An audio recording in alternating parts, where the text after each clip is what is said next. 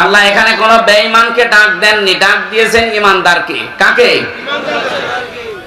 আল্লাহ রাব্বুল আলামিন ঈমানদারকে ডাক দিয়ে জানিয়েছেন, উদখুলু, প্রবেশ করো, ফিস সিলমি কাফা, ইসলামের ভেতরে পরিপূর্ণভাবে। জ্ঞানী মানুষ যারা, আলেম যারা, তাদেরকে বলছি শব্দটা কিন্তু সিনের উপরে জবর দিয়ে পড়লে সালমন মানে শান্তি, আর জের দিয়ে পড়লে সিলমন মানে ইসলাম। আল্লাহ এখানে সিন দিয়ে দিয়েছেন। কোন কোন তাফসিরে মুফাসসিরিন ইকরাম তারা সালমনও পড়ে। আল্লাহ বলেন, হে যারা ঈমানের দাবি করো, তোমরা শান্তির ভেতরে প্রবেশ করো পরিপূর্ণভাবে।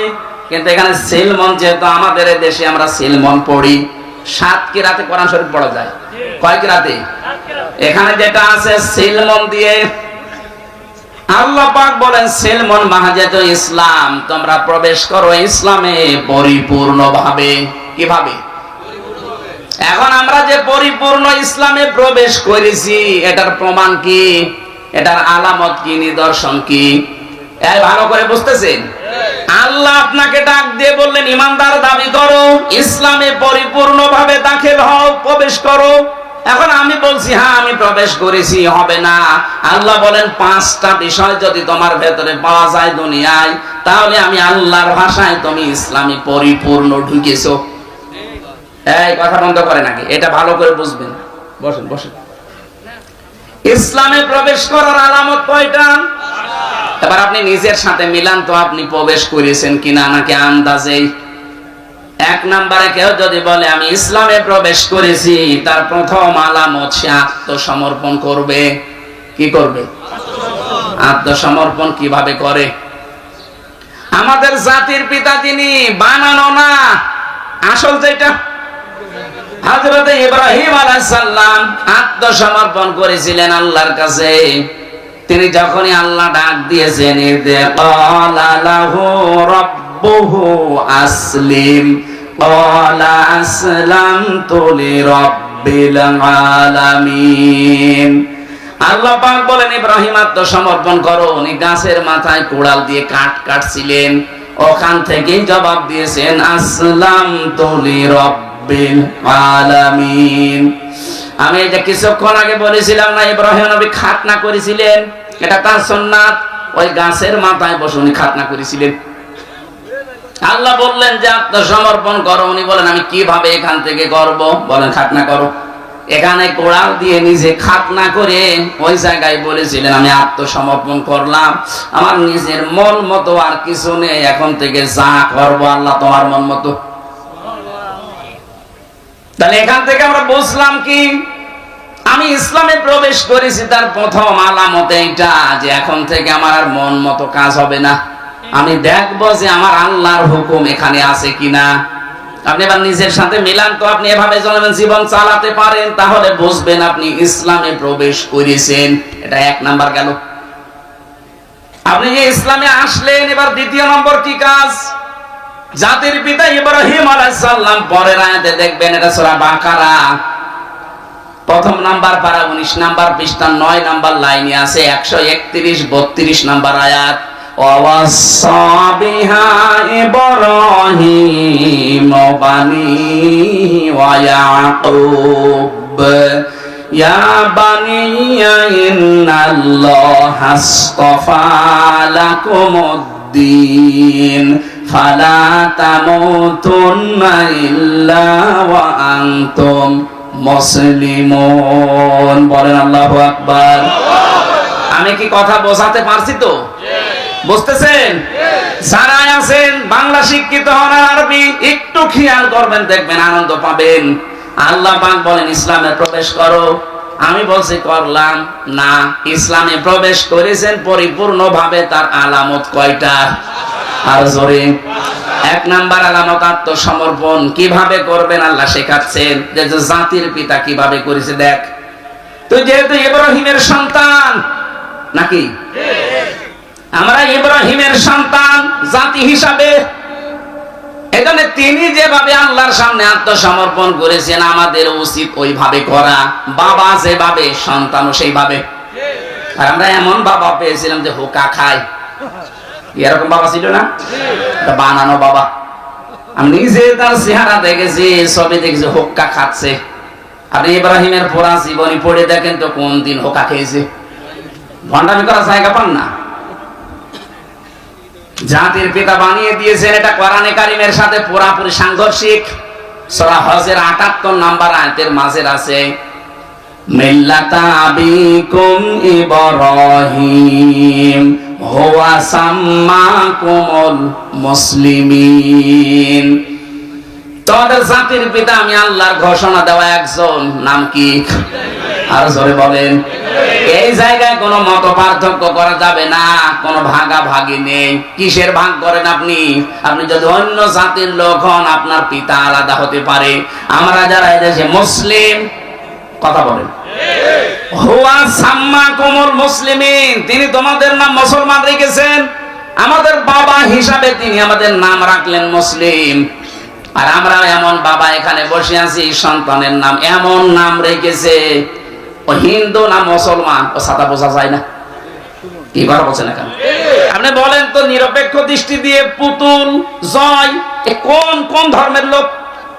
আপনি আন্দাজে কি বলবেন বলেন? এই নামগুলো শুনলে কি বোঝা যায় যে কি কি নামের? আরে জেনারেল শিক্ষিত বলেন, আর জেনারেল কিছু জানে না। জেনারেল জিয়া জেনারেল ছিল না? তার ছেলের নাম দেখেছেন তারেক রহমান বা তারেক জিয়া, আরাফাত রহমান। কি নামগুলো কত সুন্দর, ইসলামের সাথে মিল করে রেখে দিয়েছে। আরাফাতের ময়দানে জিয়াউর রহমান লক্ষ লক্ষ গাছ লাগিয়েছিলেন। নিম গাছ না, জিয়া গাছ বলে ওই দেশে। জিয়ার জীবনে যদি কিছুই কবুল না হয়, আমার তো মনে হয় আরাফাতে লক্ষ লক্ষ হাজিরা যে আশ্রয় নেয় গাছের নিচে। আমি নিচেও ছিলাম।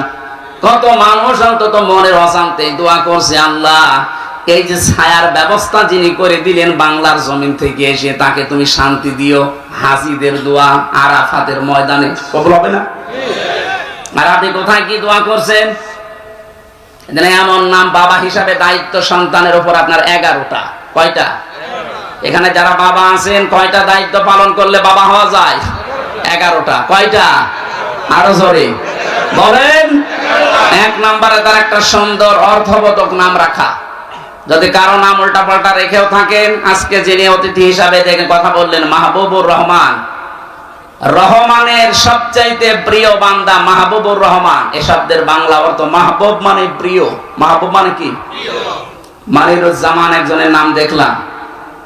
মনির মানে আলো, জামান মানে এই যে এখন যা জামানা চলছে, জামানার আলো, এরকম একটা অর্থবোধক নাম রাখেন।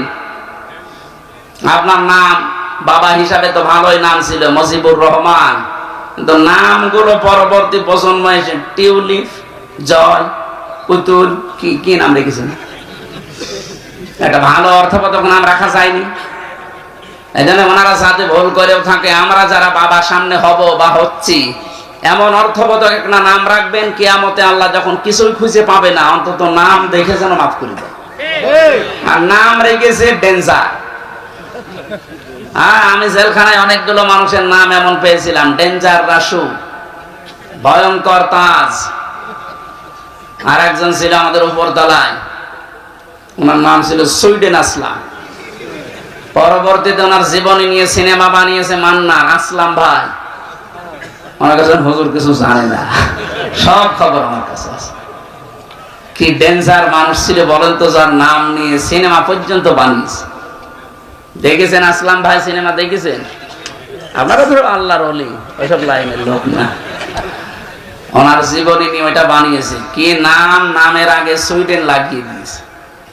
এখানে নাম বাবা হিসাবে এমন একটা অর্থবোধক নাম আলেমদেরকে জিজ্ঞাসা করে রাখবেন, কিয়ামতে আল্লাহ যখন বিচারের কাঠগড়ায় দাঁড় করিয়ে দেখবে না, এর মাফ করার কিচ্ছু নেই, অন্তত নামটা দেখে যেন মাফ করে দেয়।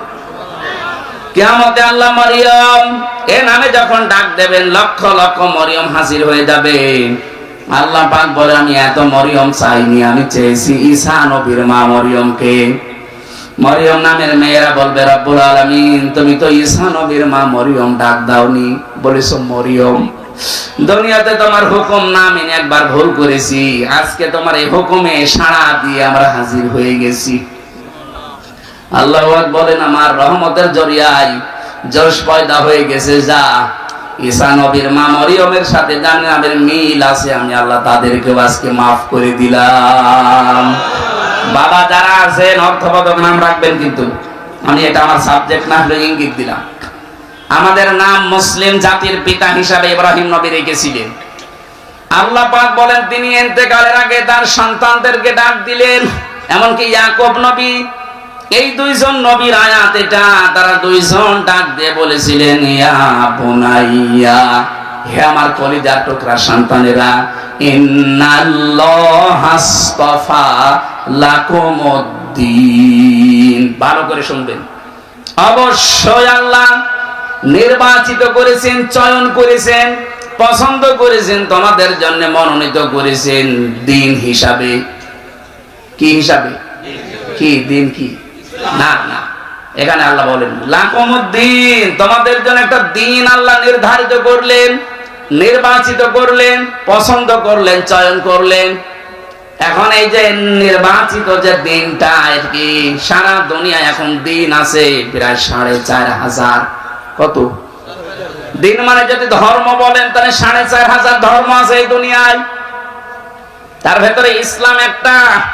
আল্লাহ বলেন যে দিন হিসাবে যেটা মনোনীত করলাম সেটার নাম কি জানো? ইন্নাদ-দীনা ইনদাল্লাহিল ইসলাম। আমার কাছে মনোনীত একটাই ধর্ম আছে, তার নাম ইসলাম। আরো জোরে বলেন আমাইয়াবতাগি গায়রাল ইসলামি দীনান ফালা ইয়াকবাল মিন। দুনিয়ায় যদি ইসলাম বাদ দিয়ে অন্য কোনো কিছু দিয়ে কেউ আল্লাহর কাছে যেতে চায়, ওর জীবনের কোনো কিছু কবুল হচ্ছে না, হবে না। এখানে ধর্ম ভীরু যারা আসে, যে ধর্মের লোক হোক, আজ হিন্দু, বৌদ্ধ, খ্রিস্টান, বিভিন্ন দেশে বিভিন্ন ধর্ম যারা পালন করছে, এমনকি এটা রেকর্ড হচ্ছে, কালকে ছড়িয়ে যাবে সারা পৃথিবীতে। আমি আহ্বান জানাবো আপনাকে, আমি ইসলাম ধর্ম গ্রহণ করার জন্য বলছি না, কিন্তু ইসলাম গ্রহণ করা যায় যেটা পড়লে আপনি কোরআনটা একটু পড়েন, ইংরেজিতেই পড়েন, উর্দুতে পড়েন, ফার্সিতে পড়েন, হিন্দিতে পড়েন। 4500 ভাষায় এই কোরআন এখন রূপান্তরিত করা আছে, ব্যাখ্যা করা আছে। আমি আহ্বান জানাচ্ছি অন্য ধর্মের লোকদেরকে, আপনি ইসলাম গ্রহণ করতে আমি বাধ্য করছি না, কারণ ইসলামে জোর জবরদস্তি লা ইকরাহা ফিদ্দীন। আমাদের দিন যেটা ইসলাম, এখানে কোনো জবরদস্তি নেই, কোনো বাড়াবাড়ি নেই। আপনাদের আমরা বলছি আপনি একটু মেনে নেন, একটু পড়েন কোরআনটা, আরবিতে পড়েন আর ইংরেজিতে পড়েন। পুরাটা একবার যদি আপনি শেষ করেন, আর যদি মানুষ হয়ে থাকেন, মানবতা একটু কাজ করে, বিবেক, আপনি দেখবেন মুসলমান না হয়ে পারবেন না। কারণ দুনিয়াতে একটাই শান্তির ধর্ম আছে। 800 বছর এই পৃথিবীটা, আমাদের এই অঞ্চলটা মুসলমানরা স্বাধীন চালিয়েছে রাষ্ট্র, এই ভারতবর্ষ। কত? 800 বছর যদি আমাদের ধর্মে জোর জবরদস্তি থাকতো, আল্লাহর কসম 800 বছরে ভারতবর্ষে একটাও হিন্দু পেতেন না। কই আমরা তো এটা করি নাই, অথচ এই কয়েক বছরের ভেতরে আপনারা মোদির শাসন আমলে দেখতে পাচ্ছেন মুসলমানদের মসজিদের সামনে যে ওরা উলু দিচ্ছে। আপনারা যদি এইগুলো করেন, বিশ্বে কিন্তু আপনারা একা না, মাত্র 120 কোটি হিন্দু আছে তামাম দুনিয়া মিলে, আর তামাম দুনিয়ায় 175 কোটি মুসলমান। কত? সবচাইতে বেশি আছে হিন্দু ধর্মে 220 কোটি, 230 কোটি খ্রিস্টান, তারা সবচাইতে বেশি আছে জাতি হিসাবে 2 নম্বরে। কিন্তু আমরা একেবারে ফেলে দেওয়ার মতো না। ঝামেলা করলে সারা পৃথিবীর মুসলমান যদি এক হয়ে যায়, শেষে আর পোড়ানোর মতো হিন্দু পাওয়া যাবে না। আমরা সব মিলেমিশে থাকতে চাই। আজ ভারতবর্ষে যা করছেন, এটা দেখলে আমাদের কান্না আসে যে আপনাদেরকে আমরা 4 ভাগ 96 ভাগ মুসলমান, আমরা মাত্র 4 ভাগ আপনারা জামায়া ধরে রেখেছি। কথা বলছেন এখানে 800 বছর শাসন হয়েছে, একটা মানুষকেও জোর করি না যে মুসলমান হওয়াই লাগবে, এখনো করি না। শুধু বলছে আপনি পড়েন, ধর্মীয় গ্রন্থ যদি সত্যি পড়েন আপনার বিবেকে নাড়া দেবে। পুরাটা একবার পড়ে দেখেন। এই যে লরেন বুথ, টনি বেলারের শালিকা, 3 বছর কোরআনে কারিম একাধারে পড়ার পরেও খ্রিস্টান মুসলমান হয়ে গেছে।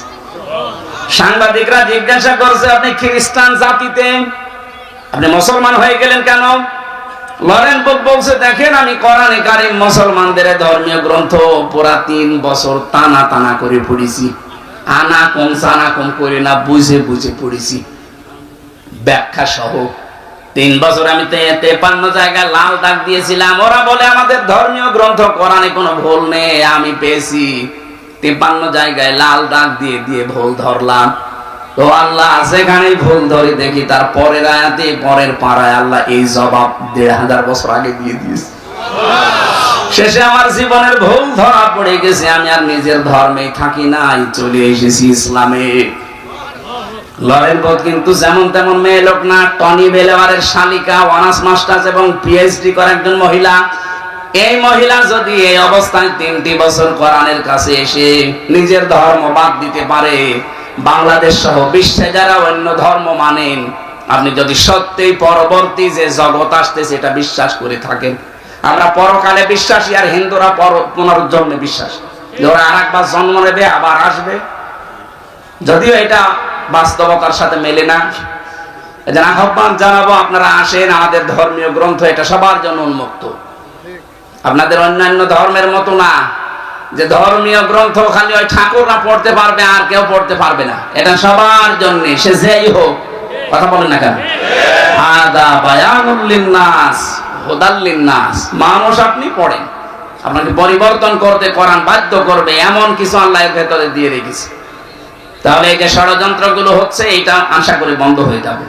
তাহলে দিন হিসাবে আল্লাহর কাছে মনোনীত ইসলাম, ইসলাম বাদ দিয়ে অন্য কোন নিয়ম নীতি দিয়ে আল্লাহকে রাজি করা যাবে না। 4500 ধর্মের কোন ধর্ম আল্লাহর কাছে গ্রহণযোগ্য না, শুধু ইসলাম বাদ দিয়ে। সুতরাং যারা ইসলাম পেয়েছি, ইসলাম মানি, বলেন আলহামদুলিল্লাহ।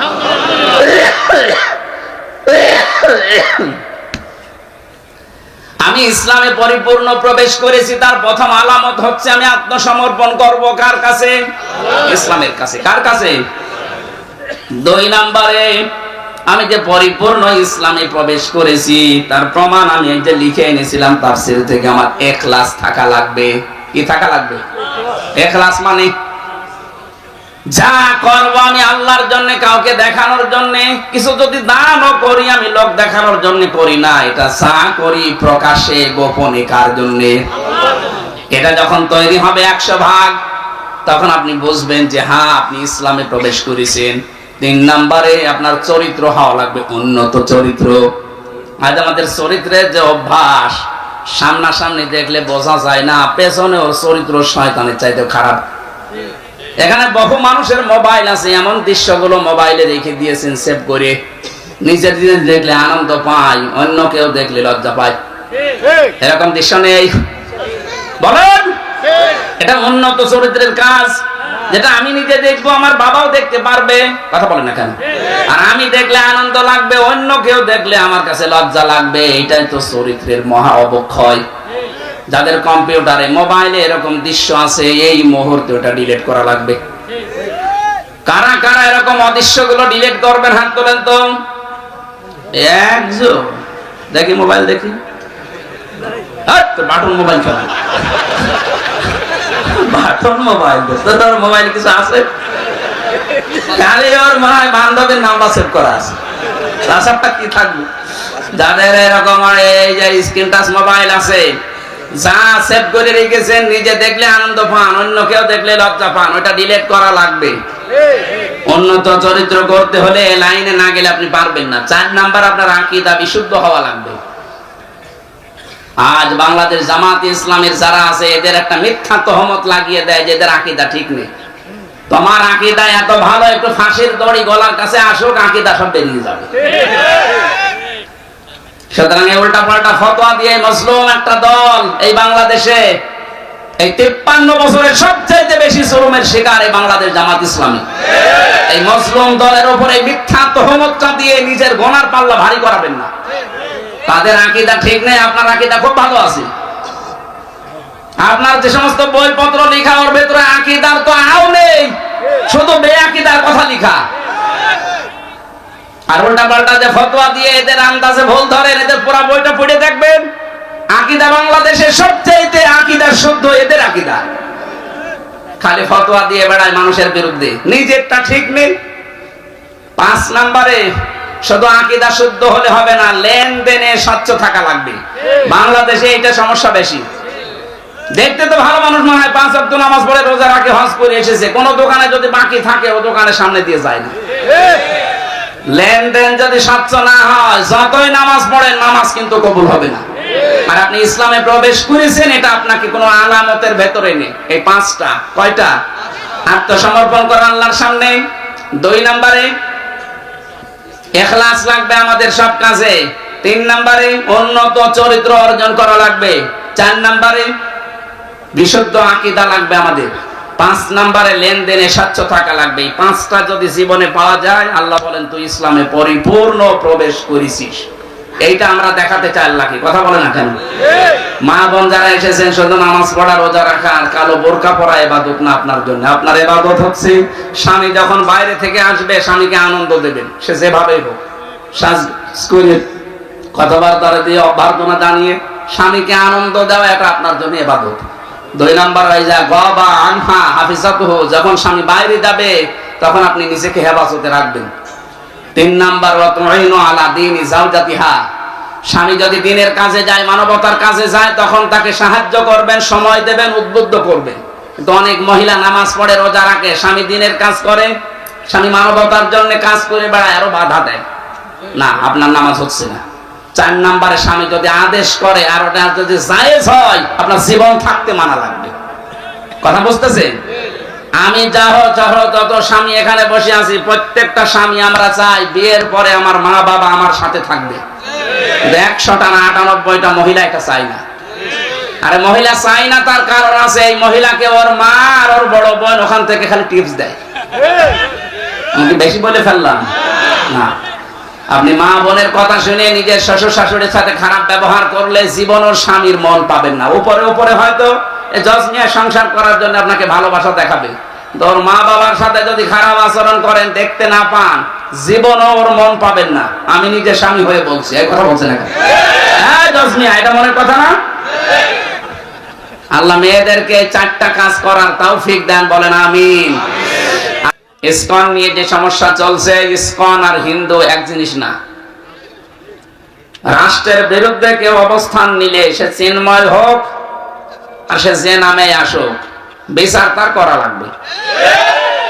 রাষ্ট্রদ্রোহী মামলা দিয়ে এই দেশে এতদিন পর্যন্ত 15.5 বছরে জামাত বিএনপির মানুষগুলোকে যদি আপনি মাজায় দড়ি দিয়ে জেল খাটাতে পারেন, তাদের গ্রেফতার করা লাগে, বছরের পর বছর গুম করে রাখা লাগে, ইলিয়াস আলী তো খুঁজেই পাওয়া গেল না।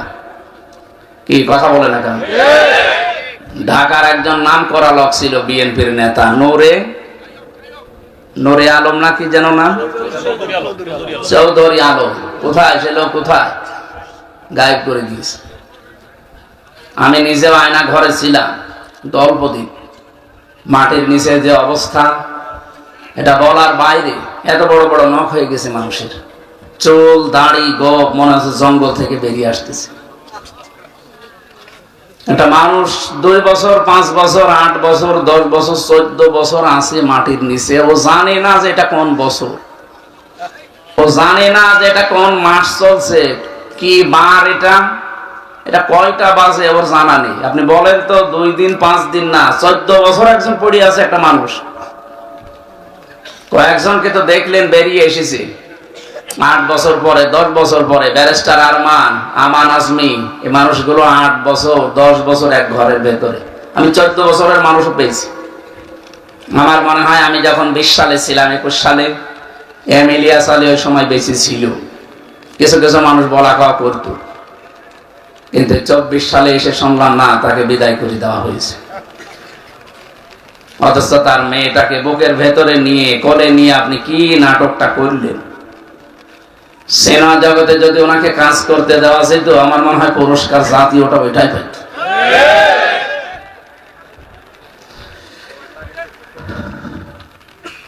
মুফতি ফখরুল ভাই আমার সাথে ছিলেন, উনি আমাকে মাঝে মাঝে এসে বলতেন, হামজা ভাই আপনার সাথে কি করে আমরা জানি না, তা আমাকে এই পায়ের ভেতর দিয়ে হাত এইভাবে লাগিয়েছে, সামনে লোহার ব্যারিকেড দেওয়া, ওই যে খাসা বানানো লোহার, ওর সাথে হাত নিয়ে আটকিয়ে দিয়েছে হ্যান্ডকাপ দিয়ে। 2-5 মিনিট না, কয়েক বছর একাধারে আমি ওইভাবে ছিলাম, শুধু 1.5 মিনিট 2 মিনিট সময় দিত টয়লেট করার জন্য।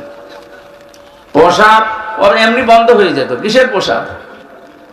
সারা দিনের ভেতরে একবার যদি একটু টয়লেটে আসবেন, 1.5 মিনিট 2 মিনিট সময় দিত, এর ভেতরে আপনাকে সব শেষ করা লাগতো। এক বোতল পানি দিত বা এক জগ, ওইটা দিয়ে বাকি কাজ যা করবেন করেন। আপনি নামাজ পড়বেন, ওইটুকু দিয়ে টয়লেট করবেন কি আর ওযু করবেন কি, এতটুকুই তো শেষ করেনি। সকালে একটা পচা ছোলা দিয়ে যেত, আর দুপুর বেলা দিয়েছে এক মোটা ভাত, তা মনে থেকে মাখিয়ে দিয়েছে। ওখান থেকে বের হওয়ার পরে যখন জেলে দিয়ে দিল, তারপরও তো আমি ফাঁসির কন্টেম ছেড়েছিলাম 3 বছর, তাও মনে হয়তো আল্লাহ বেঁচেছি। ওখানে এক একটা দিন যেত 1 বছর করি, আর এখানে অন্তত 1 বছরে আমার যদিও যোগাযোগ বিচ্ছিন্ন করে রেখেছিল, আমার বাইরের কোনো যোগাযোগ ছিল না, তারপর অন্তত ভালো আছি ওই জায়গার তাইতে। অথচ সেখানে মানুষ 8 বছর 10 বছর 14 বছর একটা মানুষ পড়ে আছে। এত বড় বড় নখ এমনি হয়, দেওয়ালের সাথে ওরা খুশিয়ে খুশিয়ে লিখত যে ভাই যদি বাইরে যেতে পারেন এই নাম্বারটা একটু জানাবেন যে আমি বেঁচে আছি। এইটা করেছিলেন জাতির সাথে, আর এখন বলেন যে আমি কি করেছি। কি করেছি মানে আপনি মানবতার ইতিহাস পাল্টিয়ে ফেলেছেন। 2006 সালে 28 অক্টোবর মানুষ পিটিয়ে আপনার কথা মতো হত্যা করার পরে লাশের উপরে ড্যান্স দিয়েছে। দুনিয়ার ইতিহাস বহু পড়েছি, কিন্তু জীবিত মানুষ পিটিয়ে মারার পরে কেউ ড্যান্স দেয় আমি পড়িনি, আমি শুনিও নি, কিন্তু দেখলাম 6 সালে। কথা বলছেন এখন? 7 সালে সিরাজগঞ্জ গোল চত্বর আছে না রোড, ওখান থেকে কুষ্টিয়ায় যাচ্ছিলাম, তখন মাহফিলে আসতাম ওই গ্রামগঞ্জে। ড্রাইভারের পেছনে বসে আছি বাড়িতে বাসে, দেখলাম মাঝখানে একটা কুকুর মরে পড়ে আছে, গার উপরে না দিয়ে বাম দিয়ে চালিয়ে দিল। বললাম ভাই আপনি এমন করলেন, এখনই তো গাড়ি উল্টিয়েছি তো। আমার বসে দেখেন না একটা কুকুর পড়ে আছে, আমরা তো মরা কুকুর, মারলে কি আর না মারলে কি। ড্রাইভার আমার দিকে ঘুরে বলছে হুজুর আপনি কি আসলে হুজুর নাকি ভান ধরেছেন? আপনি কেমন হুজুর? আপনি দেখেন একটা মরা কুকুর পড়ে আছে, আমি ডবল করে মারবো, আমার বিবেক নেই? গায়ে হাত দিয়ে বললাম আপনার নাম কি? সুব্রত। নাম শুনে বুঝলাম যে ও ফুল হাতা। ফুল হাতা না, আমরা কি হাফ হাতা। এখানে ফুল হাতা কেউ আছে? এই যে এটা মনে হয় আছে। হ্যাঁ এটা ফুল হাতাই হবে। এই মুসলমানে দিয়েছো না? এখনো লজ্জা পাচ্ছে। আমার কাছে মুসলমানি মানে কি জানো। আমি জেলে দেওয়ার পরে যে কাশিমপুরে পেয়েছিলাম যারে, ওনার নাম দেবদুল্লাহ, মানে আসলে মানুষ বলে উঠতো যে ফুল হাতা আসতেছে।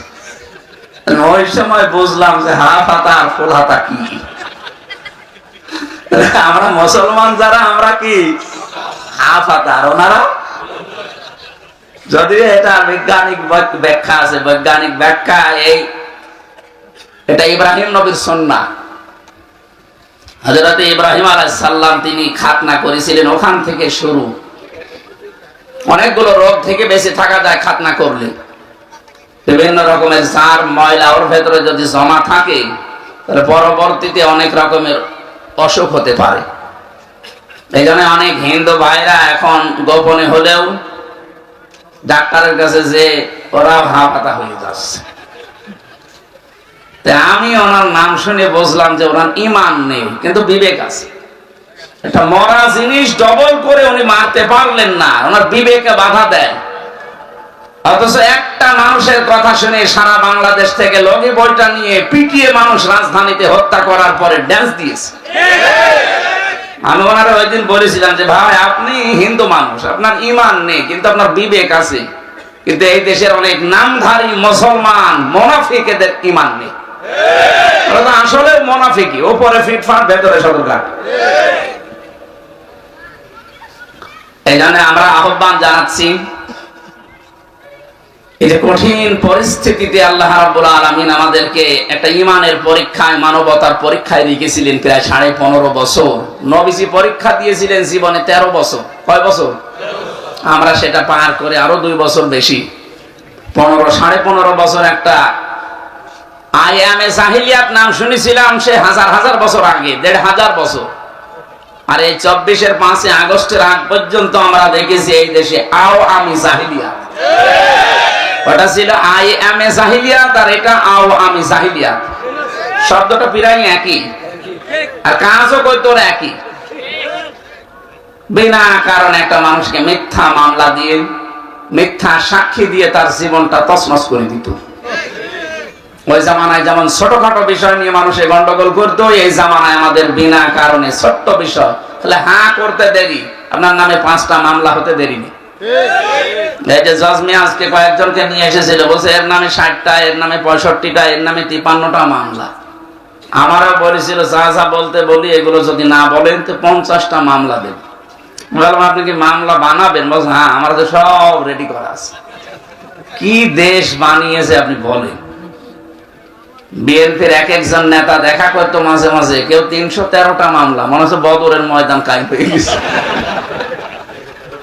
কি অবস্থায় ছিলাম, মানে হাসতেও পারতাম না, কাঁদতেও পারতাম, সব বন্ধ হয়ে গেছে। ভাবতাম যে আল্লাহ এ কি শুরু করেছে, এক শেষ হবে না। কোরআনের আয়াত তখন মাঝে মাঝে জেলের ভেতরে মনে আসতো আর মিলাতাম, এই তো আল্লাহর ওয়াদা মিথ্যা নয়। আল্লাহ রাব্বুল আলামিন বলেন মাকারু মাকারা ওয়া মাকারনা মাকারাহুম লা ইয়াশউরুন। সূরা নমল 50 নম্বর আয়াত 19 নম্বর পারার 20 নম্বর পৃষ্ঠার 5 নম্বর লাইনে আছে। এটা তাফসীরে ফি জিলালিল কোরআনে পাবেন। এই সিলাই কথা বলেন কোন কারণে? একটা কথা বলবেন, 1 ঘন্টা একবার দাঁড়িয়ে থাকবেন না, বসে থাকবেন। বোঝার চেষ্টা করেন, দেখবেন এখান থেকে কিছু শিক্ষা পাবেন। আল্লাহ পাক বলেন মাকারো মাকারো মাকারনা। ওই জামানায় তারা ষড়যন্ত্র করেছিল, দুর্বিসন্ধি করেছিল। কেমন দুর্বিসন্ধি জানো? আকাদে মাকারু মাকারহুম ওয়া ইনদাল্লাহি মাকারুহুম ওয়াইন কানা মাকরুহুম লিতাযুলা মিনহুল জিবাল। হে নবী, কাফেরদের যে ষড়যন্ত্র এমন পর্যায়ে পৌঁছেছে, মনে হচ্ছে পাহাড় পর্যন্ত তার নিজের জায়গা ছেড়ে দেবে। 15.5 বছরে আমরা মনে হচ্ছে কোল কিনারা হারিয়ে ফেলেছিলাম। বাংলাদেশে এমন কোন দিক বিভাগ নেই যেখানে তারা ষড়যন্ত্র করে নাই। এই যে পুলিশ ভাইগুলো দাঁড়িয়ে আছে, পোশাকটাকে পর্যন্ত তারা কলঙ্কিত করে ফেলেছে। আগে পুলিশ দেখলে মানুষকে সম্মান দিত, ভয় পেত, ভয়ে হোক আর সম্মানে হোক। আর এখন পুলিশের চেহারা দেখলে মানুষ আগে গালি দিয়ে নেয়। দোস্ত এদের না, কয়েকটা কোলাঙ্গার ছিল উপরে, এই যে ভাতের হোটেল দিয়েছিল হাও আঙ্কেল, হাও আঙ্কেল, কি নাম দেখে তো। এরকম কিছু শয়তান মার্কা লোক ছিল যারা এই জালেমকে টিকিয়ে রাখার জন্য ঠিকাদারি নিয়েছিল। তাদের জন্য এই বাহিনীটা পুরা জাতির কাছে কালার হয়ে গেছে। অথচ এই পোশাকটা সম্মানের পোশাক। নবীজি 2টা চোখকে জাহান্নামে যাবে না বলে গ্যারান্টি দিয়েছে। তার ভেতরে এদের চোখ, যারা মানুষকে পাহারা দেওয়ার জন্য রাত জেগে থাকে, আর যারা রাতে আল্লাহর ভয়ে এমনিতেই চোখ দিয়ে কন্দন করে। কত কঠিন অবস্থায় দায়িত্ব পালন করা লাগে আমি নিজে দেখেছি। 24 ঘন্টা, 24টা ঘন্টা এদের ডিউটি, কোনো ছুটি নেই। রোদ বৃষ্টি গরম যাই বলেন না কেন পাহারা দেওয়া লাগবে। আমি ভেবে দেখেছি বাংলাদেশে যারা দায়িত্বে আছে প্রশাসনের, সে যে বিভাগই হোক, বিশেষ করে পুলিশে, অন্যগুলোতে একটু ছাড় আছে। বিডিআর আর পুলিশ এরা যেভাবে কষ্ট করে, যদি ঈমান হালকাও থাকে আল্লাহ মনে হয় তাদের মাফ করে দেবে। কিন্তু এই রাস্তাটা পর্যন্ত জালেমরা বন্ধ করে দিয়েছিল। কেন? এমন কোন হেন অপরাধ নেই যা ওদেরকে দিয়ে করাতে বাধ্য করেনি। বলে চেন অফ কমান্ডে চলা লাগে, উপরের থেকে ওই অলি যা বলবে তাই করা লাগবে। কত পুলিশকে আমি কারাগারের ভেতরে বিশেষ করে হাজতখানায় দেখেছি, ওনারা নিজেরা চুরি করে যাই নামাজ নিয়ে এসে বলতো হুজুর নামাজটা পড়েন, কারণ নামাজ পড়ছেন আমি যাই নামাজ দিয়েছি এটা দেখলেও আবার আমার উপরে চার্জ করবে। কি অবস্থায় ছিল ওরা বলেন। বহু ভালো মানুষও পেয়েছিলাম, 100টার ভেতরে হয়তো 2টা খারাপ পেয়েছি, আর এই 2টার ভেতরে একটা আমার ভাগ্যে পড়েছে। আমার মামলার আয়ু মিজান, এ শয়তান আমি আকিস গ্রুপে চাকরি করতাম, এ মালিকের কাছ থেকে 35 লাখ টাকা পর্যন্ত নিয়েছে, 20 লাখ একদিনে নিয়েছে। বলছে টাকা যদি না দেন হুজুরের নামে 50টা মামলা দেব। আমার বাবার কাছ থেকেও 10 লাখ নিয়েছে। ও কথা ঠিক রাখে নাই, বলেছিল যে মামলা আর দেব না, যা দিয়েছে একটাই শেষ, টাকাটা নেওয়ার পর আবার পরের দিন আবার আর একটা দিয়েছে। আপনি এরকম বেঈমানি করলেন কি করে? এখন পালিয়ে আসি, মাঝে মাঝে হোয়াটসঅ্যাপে কল দিয়ে বলে হুজুর আমার নামে কিছু বলবেন না। বলবেন না মানে আগে টাকা ফেরত দেন, আপনারা আমি মাফ করে দেব, অসুবিধা নেই, আগে টাকা ফেরত দেন তারপরে মাফ চান। সাফ কথা বলছি, বাংলাদেশে যে যার কাছে অপরাধ করেছে, এই যে শুনলেন না গাজী সাহেবের কথা, হাজার হাজার বিঘা জমি শুধু ভরাট করে নিজের নামে আল্লাহর নামে লিখে দিয়েছে। যার জমি, যার জায়গা, যার ব্যবসা প্রতিষ্ঠান বন্ধ করেছেন, যাকে গুম খুম আয়না ঘরে রেখেছেন, মিথ্যা মামলা দিয়ে মিথ্যা সাক্ষী দিয়ে জীবনটা নষ্ট করে দিয়েছেন, কিচ্ছু জানে না। এই জজ মিয়া ঘরে ঘুমিয়ে আছে, চোখ খুলে দেখছে হাজতখানায়। কি গো তুই গাছ কেটেছিস? কখন? স্বপ্নে। জিজ্ঞাসা করে স্বপ্নে গাছ কাটা মামলা পর্যন্ত। এই অপরাধ গুলো যারা করলেন, এখন যদি বলেন আস্তাগফিরুল্লাহ হবে? আপনি তার আল্লাহর কাছে অপরাধ করেননি, অপরাধ করেছেন জজের কাছে, অপরাধ করেছেন হামজার কাছে। আগে আমার কাছে মাফ চাবেন আর আমার ক্ষতিপূরণ দেবেন, এরপরে আস্তাগফিরুল্লাহ। কাশিমপুরে যে দেখে এক ওসি দেখা করতে এসেছে, বলছে হুজুর আমার আস্তাগফিরুল্লাহ দেখেন তো কিভাবে। আমি এই নির্বাচনে বাইরে ছিলাম, রাত 12টার পর থেকে আমার যে এসআই আছে, কনস্টেবল আছে, এই যে সমস্ত আল্লাহর ওলিদেরকে নিয়ে আমি একেবারে ফজর পর্যন্ত আল্লাহর নামে ভোট কাটা আরম্ভ করলাম। দেখেন কোরআন শরীফ আমার সামনে, এইভাবে বলছি, ফজর পর্যন্ত আমি আল্লাহর নামে ভোট কাটলাম, বাক্স ভর্তি করে জায়গা মতো পাঠিয়ে দিলাম। এরপরে ওযু করার পরে, গোসল করার পরে 2 রাকাত নামাজ পড়ে বললাম আস্তাগফিরুল্লাহ। হুজুর আমার এই তওবা হয়েছে না। কিসের তওবা করলেন আপনি? আপনি কি আল্লাহর কাছে দোষ করেছেন? একটা এমপি বানাতে 3.5 লাখ 4 লাখ হামজা লাগে, এক কথা বলছেন না কেন? আপনি আমার মতো হামজার অপরাধ করেছেন, আমার রায় আপনি দিয়ে দিলেন।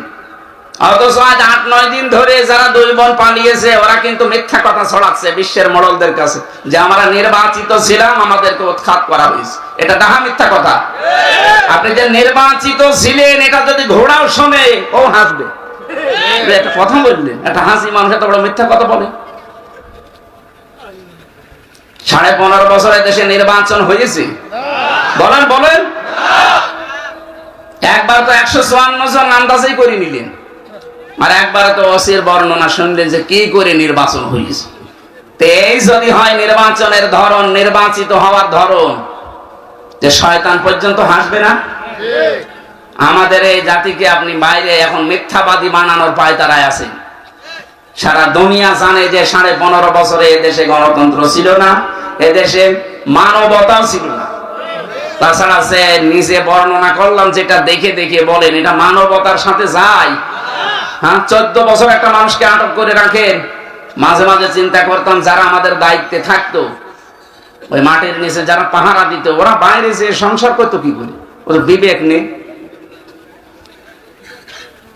আমার মনে হয় এরা হয় লাল পানি খেত না ঘুমের বড়ি খেত। তাছাড়া ওদের ঘুম আসা সম্ভব না ওই দৃশ্য দেখে আসার পর। বলেন একটা মানুষ এত বড় নখ হয়ে গেছে, ওর দিকে তাকালে তো ভয় লাগে, অথচ দায়িত্ব পালন করে আসতো 8 ঘন্টা করে করে বাড়ি চলে আসতো, আবার তো তার পরের দিন যেত। গোপন কিছু মানুষকে ওখানে দায়িত্ব দিত, সবাইকে দিত না। এত বড় বড় বড় অপরাধ করার পরে এখনো পর্যন্ত আপনি যদি বলেন আমি কি করেছি, আপনার বিবেকে মনে হয় কুকুরে পোশাক করেছে।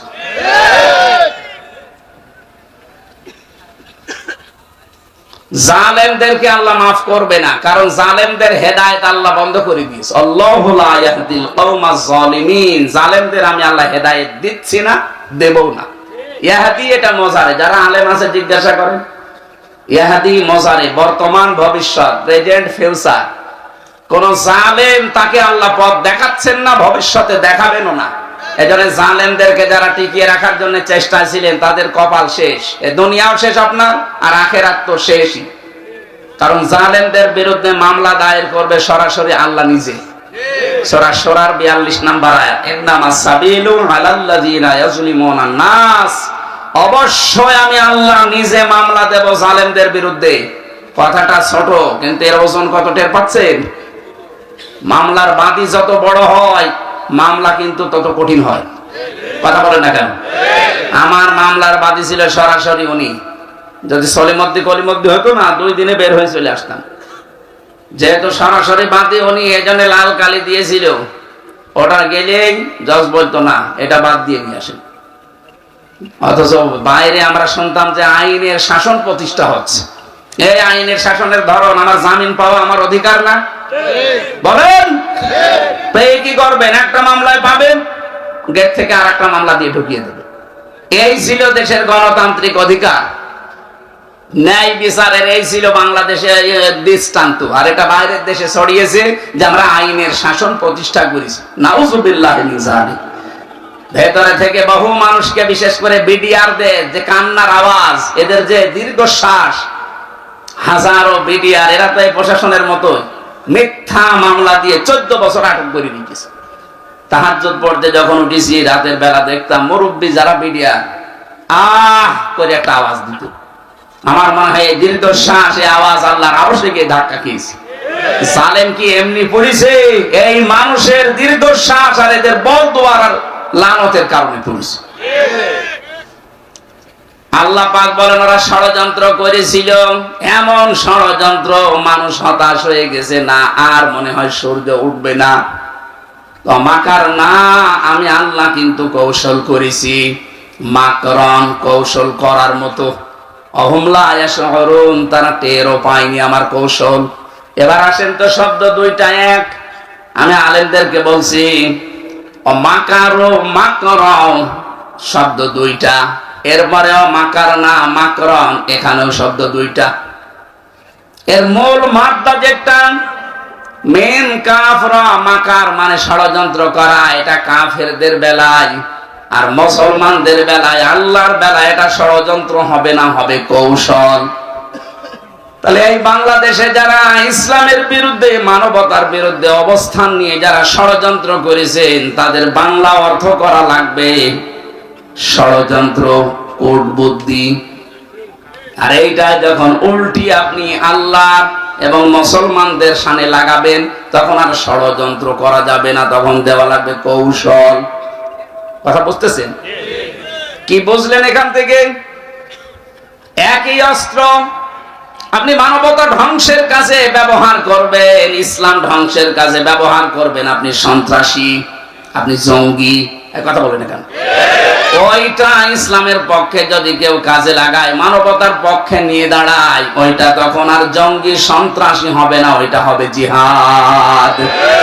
শব্দ কিন্তু দুইটা এক, মাকার।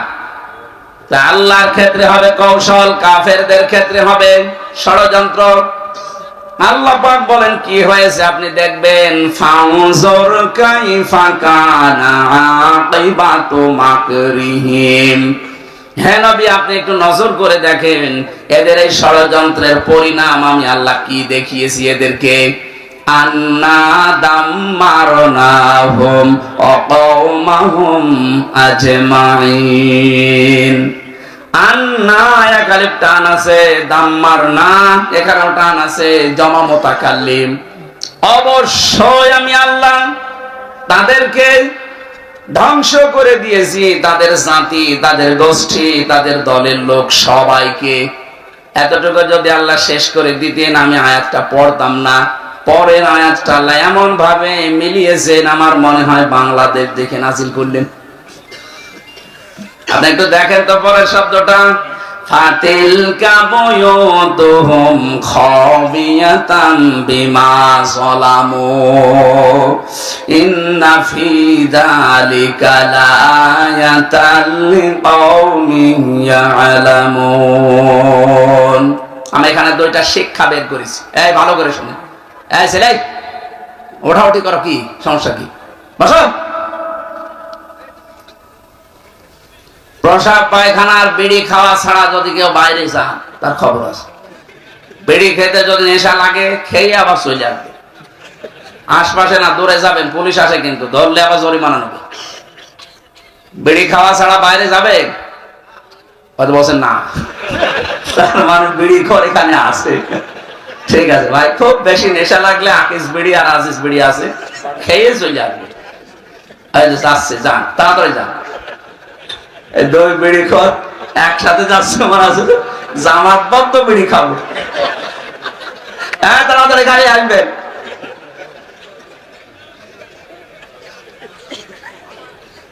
ফা দিলেন বক্তব্যের আগে, এটা সূরা নমল থেকে বলছি, 50, 51, 52 নম্বর আয়াত। আল্লাহ পাক বলেন ফাতিলকা, এই যে ঘর, বয়ুত, বাইতুনের বহুবচন বয়ুত দিয়েছেন। আল্লাহ বলেন হে নবী একটু তাকান না কেন, এই সেই ঘর। এই সেই, এই জবাব দেন, এই সেই কি? এই সেই ঘর কি?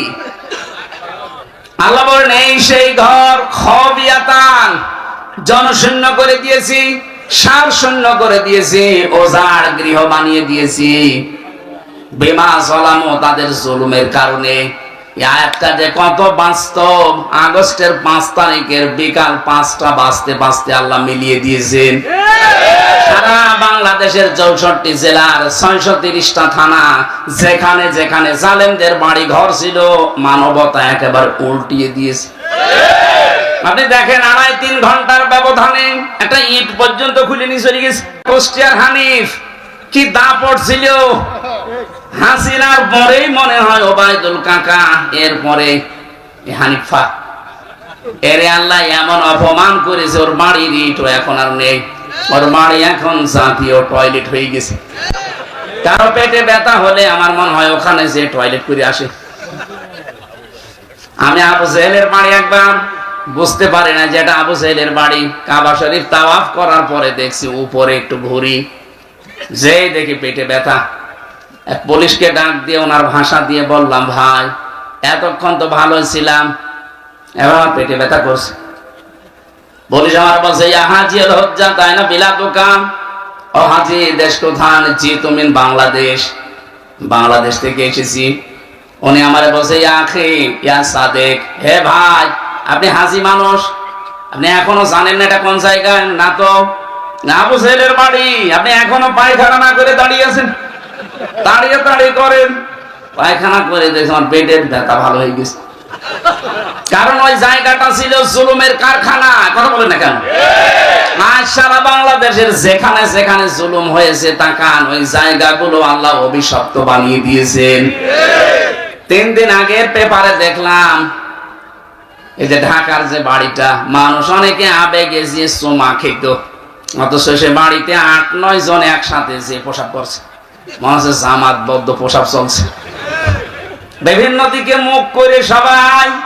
আমার মনে হয় ওদের পেটেও ব্যথা, ওই জায়গায় কাজ করলে মনে হয় পেটের ব্যথা ভালো হয়ে যাচ্ছে। আমার তো যা মনে হচ্ছে কোরআনের আয়াতের দিকে তাকিয়ে, এখানে যেহেতু গণতন্ত্র হত্যা, মানবতা হত্যা, ইসলামের দুর্বিসন্ধি ওই বাড়ি থেকে হইতো, ওইটাই তো সারা দেশে কার্যকর হতো। কথা বলছে না কেন? যত রকমের মানুষকে কষ্ট দেওয়ার বুদ্ধি ওখান থেকে মানুষ বের করতো। একটা স্বামী হারা মানুষকে বাড়ি থেকে উচ্ছেদ পর্যন্ত করেছে, ওই জায়গার পরিকল্পনা নেই। মহিলা কান্না দেখেননি? বেগম জিয়া যে কান্না করেছে, আমার মনে হয় এদেশের প্রত্যেকের চোখে ওই কান্না দিকে পানি চলে এসেছে। এগুলো করেছে, আবার নিজে নিজে বলছে। বাইরের দেশে যখন যেত বলতো ওনাকে উৎখাত করতে পেরেছি, এইটা আমার সফলতা। নাউজুবিল্লাহ। এমনি তার ছেলেটা মারা গেছে, আর এক ছেলে তো মাজা ভেঙে দিয়েছেন। আর ওনার এমনিতেই স্বামী নেই, বিধবা মেয়ে লোক যে কদিন আছে দুনিয়ায় থাক না, তারে পর্যন্ত আপনি বাড়ি থেকে এক কাপড়ে বের করে দিলেন। মানে আমরা মানবতার মানুষ কন্যা, শয়তানের মানুষ কন্যা দেওয়া দরকার। যা উপায়ন্তর দেখেছিলাম আবু জেহেলের বাড়ির দিকে তাকিয়ে, বাংলাদেশের জালেমদের বাড়ির দিকে তাকিয়ে আমার মনে হচ্ছে এই দেশের জালেমদের এই বাড়িগুলো, ব্যবসা প্রতিষ্ঠান, এদের অফিস আদালত গুলো আমার মনে হয় জাতীয় টয়লেট হয়ে যাবে। মানুষের দেশে পেটে ব্যথা হবে, বিভিন্ন মানত করবে আর যে ওই জায়গায় ফেলে আসবে। না, এখানে কেন আল্লাহ এটা দিলেন? পরের আয়াতের শব্দের দিকে তাকাবেন, ইন্না ফি যালিকা লাআয়াতান। কেন লামে তাকিদ, আরবি গ্রামার যারা বোঝেন আপনি টের পাচ্ছেন। আল্লাহ বলেন অবশ্যই এর ভেতরে শিক্ষা আছে, লাম দিয়েছেন অবশ্যই। এর আগে আবার ইন্না আছে, ইন্না ফি যালিকা লাআয়াতাল লিকাউমিন ইয়ালামুন। যারা জ্ঞানী মানুষ তাদের জন্য শিক্ষা কি? আমি আল্লাহটা নিদর্শন করে রাখলাম যে জালেমদের যে জায়গা, এগুলো আমি আল্লাহ অভিশপ্ত করে দেই। পরবর্তী প্রজন্ম দুনিয়াতে যারা আসবে, যারা চেয়ারে বসবে, তারা যেন জুলুমকারী হয়ে না যায়। এরা 15.5 বছর দীর্ঘ সময় যদি ক্ষমতায় থেকে জুলুম করার কারণে বাড়ি ঘর পর্যন্ত এখন উজাড় হয়ে গেছে। এই ঢাকা শহরে 8 কোটি 12 কোটি 15 কোটি টাকা দামের গাড়ি পড়ে আছে, পরিচয় দেওয়ার মতো কেউ নেই। দরবেশ বাবার গাড়ি শুনলাম 8.5 কোটি টাকা দাম পড়ে আছে, এখন ঢেকে রাখা আছে। 8.5 কোটি টাকা দামের গাড়ি পড়ে আছে, পরিচয় দিতে ভয় পাচ্ছে। কারণ দরবেশের যা টাকা সবই অবৈধ টাকা। 7টা ব্যাংক থেকে লুট করেছে 36,000 কোটি টাকা, যেটা দিয়ে পদ্মা সেতু তৈরি করেও আরো 4,000 কোটি টাকা বেঁচে থাকবে। কি করে গিয়েছেন দেশটাতে? আর এত বড় বড় দাড়ি রেখেছিলেন মানুষকে ধোকা দিয়ে বোকা বানাতে। তো দাড়ি কেটে ফেলেছে ভালো করেছে, কারণ ওই শয়তানের দাড়ি থাকলে মানুষ ধোকা খেতে হবে। কথা বলেন, ওর মুখে দাড়ি মানায় যারা মানুষের সম্পদ আত্মসাৎ করে। কোটি কোটি টাকা ঋণের বোঝা মানুষের মাথায় দিয়ে চলে গেলেন। এই ঋণ পরিশোধ করতে এখন আমাদের গলা কাটা হয়ে দাঁড়িয়েছে। এক একটা মানুষ এখন দেশে জন্ম নিলেই তার মাথার উপরে 1 লাখ টাকা ঋণ, অথচ এদের ছেলে মেয়ে দলের লোক কোটি কোটি টাকা পাচার করে বেগম পাড়া বানিয়েছে। এখন বলছেন তাহলে আমরা এখান থেকে কি নিতে চাই? জালেমদের যে বাড়ি ঘর পর্যন্ত আল্লাহ উজাড় গৃহ বানিয়ে দিলেন, জনশূন্য করে দিলেন, অভিশপ্ত জায়গা বানিয়ে দিলেন, সে আল্লাহ এখন শক্তি হারিয়ে ফেলেছেন। এজন্য আগামীতে যারা আসবেন ক্ষমতার চেয়ারে বসে যেন জুলুম করবেন না। ওদের 15 বছরের ইতিহাস আল্লাহ যদি 3.5 ঘন্টায় পাল্টিয়ে দিতে পারে, আপনি তো 5 বছরে 3.5 ঘন্টা না 1 ঘন্টায় পাল্টিয়ে যাবেন। এজন্য আশা করছি আয়াত থেকে শিক্ষা নিয়ে সংযত হবেন। আল্লাহ পাক পরের আয়াতে আবার জানিয়েছেন, ওয়ানজাইনাল্লাযীনা আমানু ওয়া কানু ইয়াত্তাকুন। যারা এই দুনিয়ায় ঈমান এনেছিল সত্যিকারের, আর যারা তাকওয়া অবলম্বন করে চলেছিল, আমি আল্লাহ তাদের এই গজব থেকে বাঁচিয়ে দিয়েছি। দেখেন তো 15.5 বছরে 3.5 ঘন্টার ভেতরে সব উল্টিয়ে গেল। কিন্তু কত অসহায় মানুষ 15.5 বছরে ঈমানের উপরে টিকে ছিল, যারা এত জুলুম অত্যাচার নির্যাতন সহ্য করেও যারা উল্টা পাল্টা কাজ করেনি, আল্লাহ ঠিক তাদেরকে এখনো পথে দাঁড় করিয়ে রেখেছেন। এখনো তাদের মাথা সোজা আছে। না এটা একটা মানুষ 350 মামলা মোকাবেলা করেও টিকে থাকতে পারে, আপনি টের পাচ্ছেন? আমি 2 মামলায় আমার জীবন অতিষ্ঠ হয়ে গেছে, ওর 313টা মামলা পেয়েছি, আমি বিএনপির একজনের, এখনো টিকে আছে। এই জন্য আমরা চাই আগামী প্রজন্ম যারাই আসবেন না কেন জালেম হবেন না। তাহলে আপনাকে আল্লাহ এই জালেমদের মতো নিচু করতে বেশি সময় নেবে না। এরপরেও যদি কেউ শিক্ষা না নেয়, ওর কপাল পোড়া। আল্লাহ আমাদেরকে তুমি বাঁচাও, বলেন আমিন। এই জন্য আমার কথা ছিল, যারা মিথ্যা কথা মানুষকে বলছেন আমরা নির্বাচিত ছিলাম, এই মিথ্যাটা আর বলবেন না। সারা দুনিয়া জানে যে আপনারা অনির্বাচিত, জোর করি 154 জন এমনি হয়ে গেছেন। কথা বলে না কেন? আমার বংশের 100 জনের প্রায় 98 জন এই আল্লাহর ওলির মুরিদ ছিল। ওরা আমার মনে হয় নবীজিকে নবী মানতো শুধু নামে, ওদের আসল নবী ছিল বঙ্গবন্ধু। এমন কড়া, আমি 3টা বছর জেলে কোনোদিন খোঁজও নেয়নি, খবরও নেন। আমার আব্বাকে দেখলে আরো টিটকারি দিত। এই মানুষগুলো এই 2024-এর 5 আগস্টের 1:30টার পরে পরে কল দেওয়া আরম্ভ করেছে। ভাতিজা কোথায়? কুষ্টিয়া।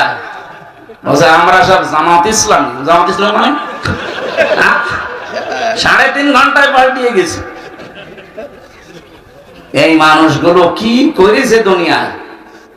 এই চাচাটা আমার 3 বারের চেয়ারম্যান ছিল। আমার দাদা ছিল 21 বছর আর ইনি ছিল 3 বছর, আপনজন। আমি তো নিজে দেখেছি, শুধু মার্কা নিয়ে আসতো নৌকা, আর আল্লাহ ওদের বানিয়ে দিত। ও নিজেও জানে যে আমি চেয়ারম্যান হব। আমার সাথে যিনি আমাদের কুষ্টিয়া জেলার এমপি, আমি এই যে কোরআন শরীফ সামনে নিয়ে আমি আপনাদের সাক্ষী রেখে গ্যারান্টি দিচ্ছি, হানিফ সাহেব, উনি যদি আমার সাথে দাঁড়ায় ভোটে, যদি জীবনে আমার সাথে পাশ করতে পারে, আমি নাকে খড় দেব। ওনার যে তলা নিতে গেছে, কি করেছিলেন, কি হলো আপনার টাকা পয়সা নিয়ে? বাগেরহাট, সাতক্ষীরা, খুলনা, এই 3টা জেলার প্রায় অর্ধেক মাছের ঘেড় সব হানিফ সাহেবের টাকা কি ফেরেশতারা দিয়েছে? বলেন কি করলে হইতে, কি করে কি করলেন আপনি টাকা দিয়ে? এখন তো পালিয়ে আছেন, এখন তো গর্তের ভেতরে, মুখ বের করলে পিটিয়ে মানুষ মেরে ফেলবে। যা করেছেন, এই যে ইনু সাহেবকে মানুষ এখন পচা ডিম মারছে, অথচ ইসলামের বিরুদ্ধে মুখ ভেক্সিয়ে কত কথা বলতো দেখেননি? কথা বলেন। ডাইরেক্ট ইনডাইরেক্ট যারা মানবতার ইসলামের বিরুদ্ধে ছিলেন, কাউকে আল্লাহ ছাড় দেয়নি, দেবেও না। আলাহুম আযাবুম মুহিন, যন্ত্রণাদায়ক আযাব আল্লাহ আপনাদের জন্য রেডি করে রেখেছে। তার প্রমাণ এই কালামানিক কলার পাতায় শুয়েছে আল্লাহ, ওর বেশি পর্যন্ত উঠে গেছে। হ্যাঁ, ওর সংসার করার কাজ শেষ। ওর বউ থেকে কিনা দেখে, আমার মনে হয় ওর বউ চিন্তা করবে ওর কাছে থেকে আমি করবো, ও দেখা যাচ্ছে আর একজনই ধরবে। এটা আল্লাহর সব চাইতে একেবারে নিম্ন শাস্তি। কেন আল্লাহ এটা দিয়েছেন? ইন্নামা নুমলি লাহুম লিয়াজদাদু ইসমা, এটা সূরা আলে ইমরানে। যখন ওদের পাপের বোঝা পরিপূর্ণ হয়ে যায়, তখন আল্লাহ আর ছাড় দেয় না। বিচারের চেয়ারে বসে কত অবিচার করেছে এই কালামানিক, এই কথা বলছে না কেন? জামাত বিএনপির নাম শুনলেও একবারে আন্দাজে চোখ বন্ধ করে রায় দিয়ে দিত, ফাঁসি। ওটা যদি মুরগি চুরি মামলা হয় তাও ফাঁসি দিত। অথচ মানুষ হত্যা করে বসে আছে, তাকে রাষ্ট্রপতির ক্ষমায় সসম্মানে বের করে দিত। আল্লাহ ছাড় দিয়েছেন কিন্তু ছেড়ে দেননি। আমরা চাই যারা এই দাঙ্গা বাঁধানোর চিন্তায় আছেন, ফেসবুকের সমস্ত ভুয়া নিউজ শুনে আপনারা উদ্বুদ্ধ হবেন না, বিশ্বাস করবেন না। এগুলো সব ওদের বানানো, আর ওরা বসে বসে 2 বোন এই গুটি চালতেছে। আমরা যেন এই ষড়যন্ত্রে পা না দেই। এ দেশে যা আছে অনেক ভালো আছি আমরা, বাইরের বহু দেশে আমি ঘুরেছি, সাম্প্রদায়িক সম্প্রীতি এত বেশি পৃথিবীর কোনো দেশে নেই। ইসকন নিয়ে যেটা সমস্যা চলছে, এটা আন্তর্জাতিক ভাবে না। ইসকন এবং হিন্দু এক জিনিস না। ওকে বলাৎকারের জন্য পর্যন্ত ইসকন থেকে বহিষ্কার করা হয়েছে। এখন সব বের হচ্ছে, তার যে চরিত্র সব ভিডিও বের হচ্ছে। সুতরাং হিন্দু ভাইরা যারা আছেন, অন্য ধর্মের যারা আছেন, উস্কানিতে পা দেবেন না। আর এই ফেসবুকের 100টার মনে হয় প্রায় 70টা কথা মিথ্যা কথা। এই কথা বিশ্বাস করে কেউ যদি আবেগে আপ্লুত হয়ে না, সে যশোরে একবার গিয়েছিলাম মাহফিলে, 18 সালে 19 সালে যশোর MM কলেজের মেয়েরা মিছিল করছে ইফটিজিং এর বিরুদ্ধে, ডাইরেক্ট অ্যাকশন। একটা 20 বছর 25 বছরের যুবতী মেয়ে, বুকে কোনো ওড়না নেই, একটা স্কিন টাইট প্যান্ট পরা, গেঞ্জি হাফ গেঞ্জি গায়ে দিয়ে, হাতা নেই, এরকম একটা মেয়ে যদি এক হাতে ব্যানার ধরে আর এক হাতে বলে ইফটিজিং এর বিরুদ্ধে ডাইরেক্ট অ্যাকশন, কেমন লাগে বলুন? তখন আমি বাসে চলতাম, চিন্তা করলাম যশোরের ওই পালবাড়ি মোড়ে পুলিশ আবার ধরলে না জানে এবার কোন সালের অপরাধী বলে চালিয়ে দেয়। ঢুকলাম পাশে এক চার দোকানে, ঢুকে দেখছি পুলিশ চা খাচ্ছে। আরে ভাই, আপনার যন্ত্রণায় আসলাম আমি এখানে, আর আপনি আমার সামনে। একটা কথা বলি, বলে এই যে মিছিল আসতেছে, যশোর ইমাম কলেজের মেয়েরা অনার্সে মাস্টার্সে পড়ে, 22 বছর 25 বছর বয়স, বুকে কোনো ওড়না নেই। দেখছেন না কিভাবে মিছিল করছে, এক হাতে ব্যানার আর এক হাতে ইফটিজিং এর বিরুদ্ধে ডাইরেক্ট অ্যাকশন দিচ্ছে। পুলিশ আমারে বলছে, হুজুর যে জিনিস আমি দেখছি মনে হচ্ছে ইফটিজিং আমি আগে করি। ঠিকই বলেছি, আপনারা উদ্বুদ্ধ হয়ে এরকম ইফটিজিং আমি আগে করে শুরু করেন না। ওনাদের ষড়যন্ত্র ওনাদের কাছে থাক, কেউ এই ষড়যন্ত্রে পা দেবেন না। এই যে কল রেকর্ড গুলো মাঝে মাঝে ফাঁস হয়, আপনি তো বাস্তবতা জানেন না। নিজে কল দেয়, নিজে রেকর্ড করে, নিজে এডিটিং করে, লোক দিয়ে নিজেই ছেড়ে দেয় মানুষের ভেতর একটা ভীতি তৈরি করার জন্য। আর বলে যে এই পুলিশ এই আওয়ামী লীগ এই বিএনপি এই জামাতের লোকগুলো লিস্ট করে রাখো, আমি আসতেছি, আপনি আসেন। আপনি চট করে আসবেন, ফট করে আয়না ঘরে ঢুকিয়ে দেবেন। ঘন্টা ভেতরে জায়গা পান না, যা করেছেন আল্লাহ আপনাকে মাফ করবে না। পৃথিবীর ইতিহাস পাল্টিয়ে দিয়েছেন আপনারা। আমি বললাম না বিশ্ববিদ্যালয়ে থাকাকালীন বহু ইতিহাস পড়েছি, কিন্তু এরকম কঠিন কড়া মানুষ এত নিচে নামতে পারে ক্ষমতার কারণে আমি কোনোদিন ইতিহাসে পড়ি নাই, শুনিও নাই। আমরা তো এতদিন বেঁচে ছিলাম, এই 15.5 বছর যারা বিরোধীতে যারাই আছে, শুধু ওই 14 দল বাদ দিয়ে বাকি সবই আমরা বিরোধী। কথা বলেন না কেন? সবগুলো আমরা মাজলুম, সে যে দলেরই হোক। আমরা বেঁচে ছিলাম শুধু পাগল মনে করি। হাজ্জাজ বিন ইউসুফ এই লোকটা জালেম ছিল। পিয়াদারা যে বলছে, স্যার আপনার জন্য তো বাইরে যাওয়া যায় না, মানুষ খালি গালি দেয়। গালি কে দেয় আমি দেখবো। ছদ্মবেশ নিয়ে বাইরে গেছে, এক গ্রাম্য লোক রাস্তায়, এই বেটা হাজ্জাজ বিন ইউসুফ লোকটা কেমন? কেমন মানে ও তো জালেম। জালেম না, ওর বাবাও জালেম, ও জালেম। যেই বলেছে জালেম, ওর খেছে মাথা খারাপ। বেটা আমার চেনো না? ছদ্মবেশ খুলে বলছে আমি সে হাজ্জাজ বিন ইউসুফ। চিন্তা করছে আমার তো মাথা থাকবে না। ডাক দিয়ে বলছে, বাদশাহ নামদার আপনি আমার চেনেন না? আমি এই গ্রামের ওই লোক যার মাসে 2 দিন মাথা খারাপ হয়, আজকে তার পয়লা দিন। পাগল পাগল বলে বেশি গিয়েছে। আমরা ওই 15.5 বছরে ওই 14 দল বাদ দিয়ে যারাই ছিলাম পাগল বুঝেছিলাম। এক কথা বলছে, পাগল বলে বেশি ছিলাম।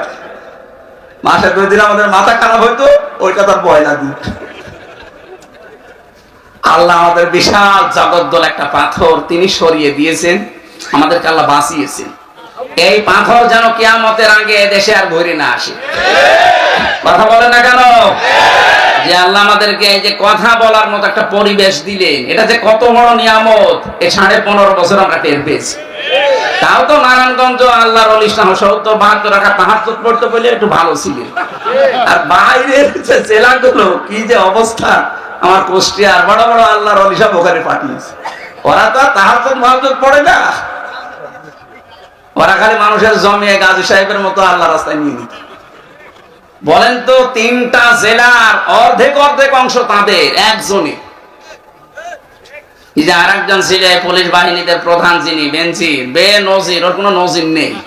ও গোপালগঞ্জের অর্ধেকই নাকি তার। কি করেছিলেন আপনারা? আমার তো মানে মাঝে মাঝে শয়তান তো দেখেনি, এদের চেহারার দিকে তাকালে আমার মনে হয় শয়তান যদি দেখতাম তো এরকমই হতো। আল্লাহ যে আমাদেরকে কথা বলার এই বাকশক্তি আবার ফিরিয়ে দিলেন, তার জন্য বলেন আলহামদুলিল্লাহ।